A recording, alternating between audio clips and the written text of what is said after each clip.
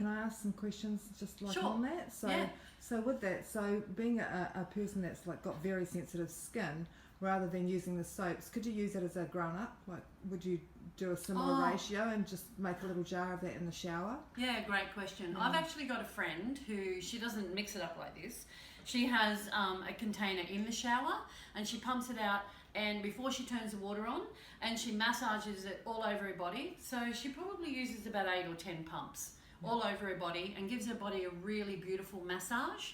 And then she stands under the water and rinses it off. And she actually uses this product as like a, I guess what in this reality would be called a body wash or a shower gel or whatever that might be.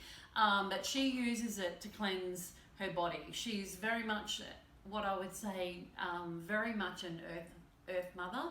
She grows all her own vegetables. She produces all her own food. She teaches people how to do all of this. And the thing that she said to me was the 4-in-1 for her is the one product that she uses for absolutely everything when she's on the road, like visiting houses, visiting homes, families, farms, whatever that might be. So yeah, it definitely can be. Thank you so much.